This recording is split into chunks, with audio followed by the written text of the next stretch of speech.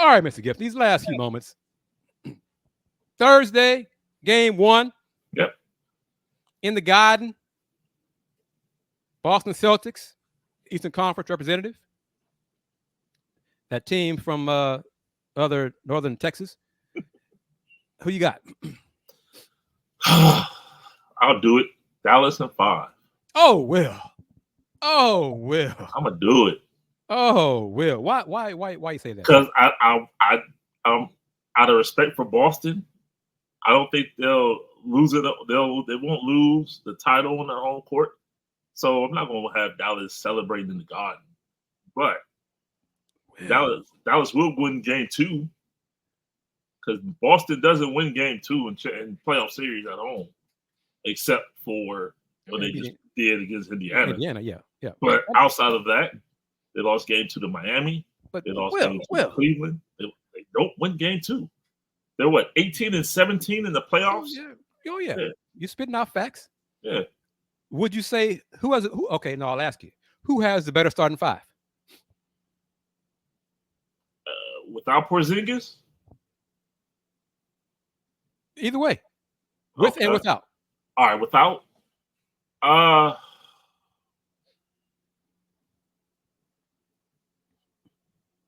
So Kyrie, Luka, PJ, Lively. No, Gafford. Okay, Gafford. Okay. Yeah, you're right, Gafford. So Derek Jones, Gafford, PJ. See, Derek Jones. Notice who I didn't name. I purposely was like, I stopped because I was like, I was on purpose. Man, well, yeah. I mean, Drew, Jalen, Jason, Al. It's Boston. I gotta because it's Derek Jones.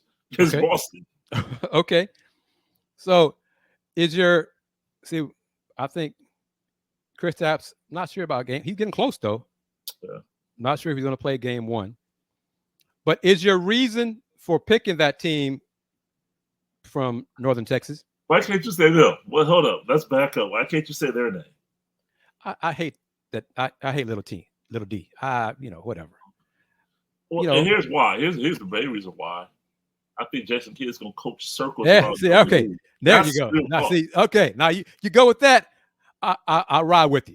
Yeah. I can ride with you on that. Yes. Yeah. J Kidd is better coach. I can ride with you on that one. Okay. Yeah. I'm not going to change from what I said to Nate earlier this morning, Monday morning on his show. I picked Boston in 7. Okay. I have concerns. Boston, they play too inconsistent. They take quarters off, halves, game 2 off, Right. But if they have to do it. It's easy for me to say. If they focus and lock in, their defense sucks. Because sometimes against Indiana, I'm like, what are y'all doing defensively? What the hell are y'all doing? I mean, you're not guarding anybody. What Yep. If they don't do that, Boston will win the series. I don't have a lot of confidence in them doing that a lot. That's why I have it going 7. Yeah. Okay. Corey with a hypothetical. If Udoka was still in Boston, so probably 5. Yeah. 5%. I was going to get to that too. Their best coaches down there with you. Yeah. All right. Timothy says Boston in 6. Jaylen Brown is on a mission. See, this is what I'm looking forward to. Comments right here. I'm looking forward to how Boston will defend Luka in the pick and roll. Mm-hmm. I'm really looking forward to how Derek White and Drew Holiday, how they defend. What do they do against Luka and Kyrie? That's a chess match right there. But how will Boston defend the pick and roll? Because Minnesota, Chris Finch, their staff, I got tired. And this is credit to J Kidd and his staff and Luka. Obviously, Luka is a hell of a player. Yep. No shade. Thought that for a long time. He's a bad, bad, bad man. But at some point, Minnesota had to, and they never did, adjust and stop all those damn lobs, man. We talked about these. Yeah. Every time. Yeah. Gafford and Lively were just feasting on alley-oop dunks.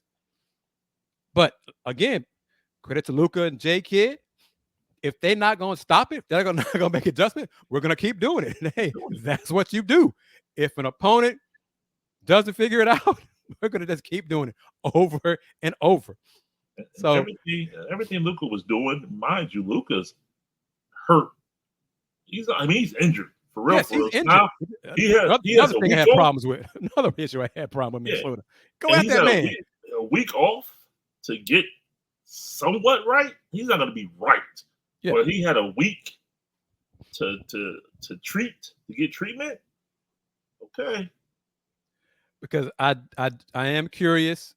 Al Horford and pick and roll going to get cooked. No doubt, going to get cooked. So what adjustments will Boston make? And I already said, when it comes, you're doing the head coaching, you're doing the position by position analysis. Go down to coaching. Dallas, check.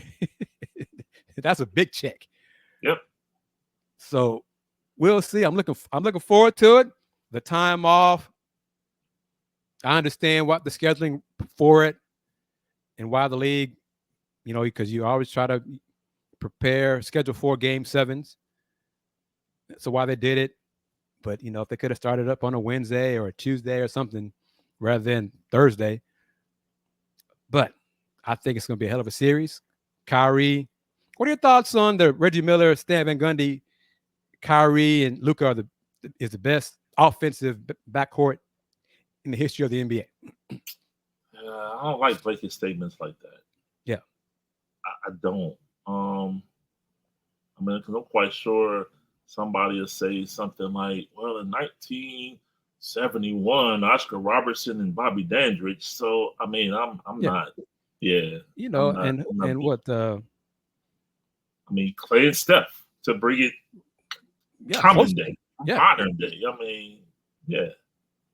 Nah, I'm not. And then they kind of waffled a bit, saying, "Look, we're not saying they're the best backcourt. We're saying that they're the best offensive backcourt." Oh, okay, all right. So y'all, right? Again, Clay and Steph. So yeah.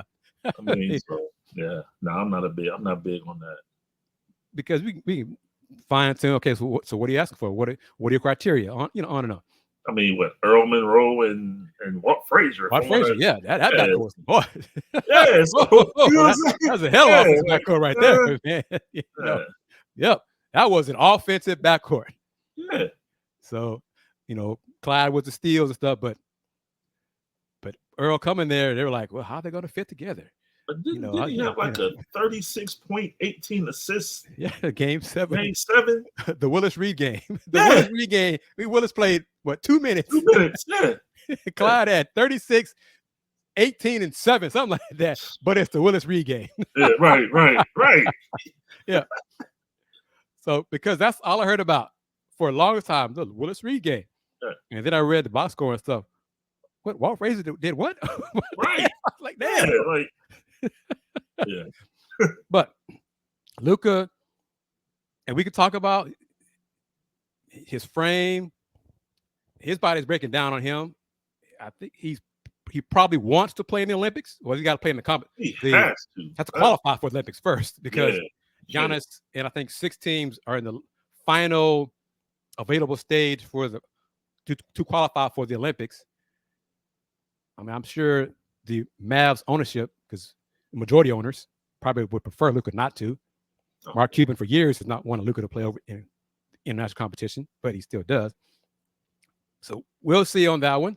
Yeah. But Corey says Boston's going to have to blitz the ball screens while Horford is in the game. They got to do something because, Luka, he's going to cook Al Horford. No doubt. Yeah. But you're going to give up. You're going to give up something because it's 5-on-5. I've said it for years. I learned this, from coaches and players and folks I've covered and watched over the years. A well-run pick and roll, you got the right personnel, you can't stop it. Because you got to give up something. Because if I set the screen right, my man is behind me. So if he's behind me, he's done. Yep. I'm never going to let him get in front of me again. That's what Luka does. Luka keeps his dude on his hip, on his butt. Yep. He's out to play. He's done. Yep. And that's one thing Minnesota, they never adjusted. Rudy just kept backing up, backing up. Luka's like, well, how to get closer and closer. And Rudy's like, oh, let me get close. At that time, lob. Too late then. Yep. So you got to double him and then rotate and be quick about it to get to the open shooters or decide who you're going to leave open. And then we'll see what they do about that, and Timothy about this. And defensively, Kyrie and Luka are not great. They've gotten better for them. For them, they've gotten better. Right. But they're nowhere elite defensively. No. So that's something as well. I'm curious to see what Boston will do. And who will J. Kidd put Luka on when the Mavs are on defense to rest, to not exert himself? Because, as long as Jay McDaniel is standing in the corner for Minnesota, right, Luka's just like, well, I'm going to stand out right here, straight out the free throw line, so I don't get the defense 3 seconds. I'm going to rest here and there and just do a little cha-cha. Right. So the Mavs, as long as Luka doesn't have to guard anybody on defense, that's a win for them. So it's on Coach Mazzulla to make Luka move, make Luka have to guard someone. Right. We shall see. I'm looking forward to it. You said Mavs in 5. I did. You gonna stick with that? Yep. All right. I think Thrillo said Mavs in 6. Yeah, Thrillo said Mavs in 6. Timothy, you said what? What did you say? I think you made a prediction. Timothy said Boston in 6. I got Boston in 7. I'm trying to be objective about it. And seriously, I respect the Mavs. Unlike the Cowgirls. I can't stand the Cowgirls for nothing on this earth. But I respect the Dallas Mavericks. But when it comes down between a Houston team, Dallas team, I just can't pick a Dallas team. The Houstonian in me, I just won't do it. I just won't. Fair enough. But would I be shocked if the Mavs won? I won't.